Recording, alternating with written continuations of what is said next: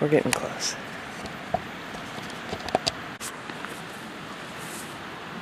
Hello, welcome to my channel, Transgendered. So this is me. No more editing, no more music, just me here in the middle of nowhere, trying to clarify what I mean and what I'm trying to get across here. Now, I guess the best way to start would be to start about me. I'm 25 years old, and I am transgendered. For those of you who don't know what transgendered means, it means transsexual. I just think it's a more appropriate term. And if you want to get really appropriate, very specific, I would even go so far as to say that I'm bigender. Now, I don't believe in what most people believe. I don't believe that I was a woman born in a man's body. I believe that I am somehow in between male and female. But that's just my personal belief on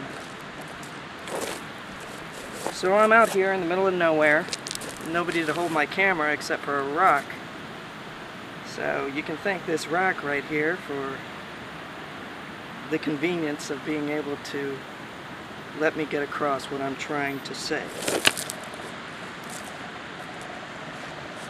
Let's start with me and get a little specific. Now, my life has not been easy by any means. It has not been easy. But I've learned a lot. There's a lot of things that I will always feel guilty about, and there's a lot of things that I regret. But I don't regret who I am now, because I've realized that my biggest source of guilt has been other people's views towards me, which is the reason why I spent so many years hiding from the truth. Now, you say hiding from the truth, what do you mean by that? I mean quite simply that I went out of my way for my entire life, since the age of about 9, to cover up the way I felt and the way I preferred to express myself. And I did that because of other people. And that was something, after a certain point, that I wasn't willing to do.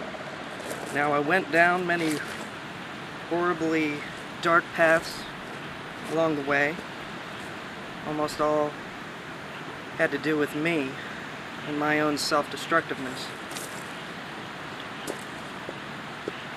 Perversion is an amazing, well, I wouldn't say amazing, it's a very deep-seated addiction.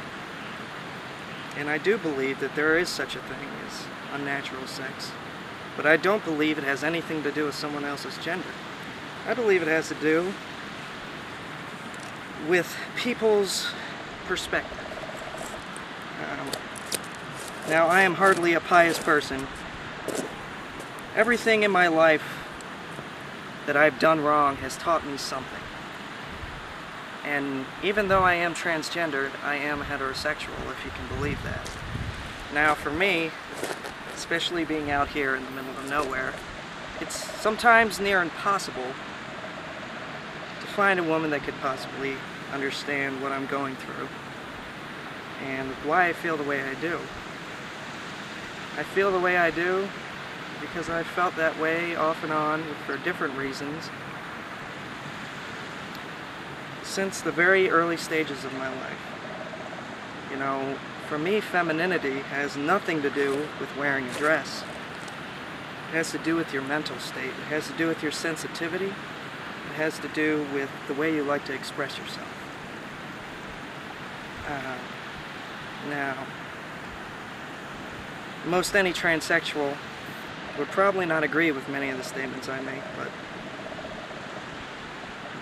each and every one of us has a different point of view on this. That's one thing I can guarantee you.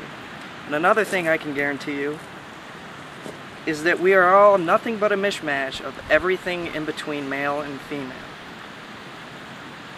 There is no set one side or the other. And the same goes with politics. Now, politics, I don't like to get involved with because I see all the negativity and unnecessary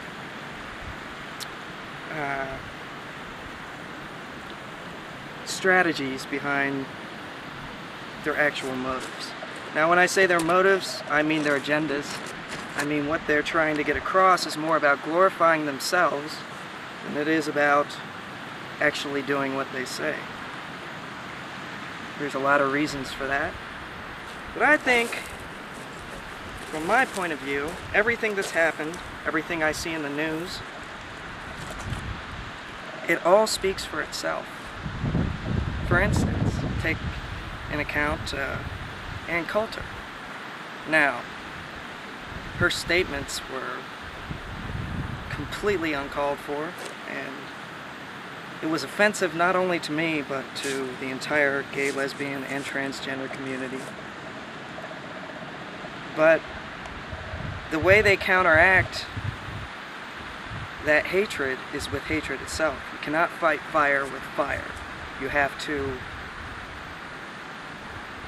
let it be. There's certain things that there is an utmost certainty that every single one of us thinks differently, and none of us can change the way other people think. All we can do is find a way to make at least some kind of effort towards peace, towards coexistence. I personally believe that every single time a hateful word is used against gay, lesbian, or transgender, it will only make us stronger. And every single time that we counteract that hatred with wishing they were dead, with wishing they were burned in hell, with wishing them to have harm inflicted upon themselves, it is us that is becoming weaker.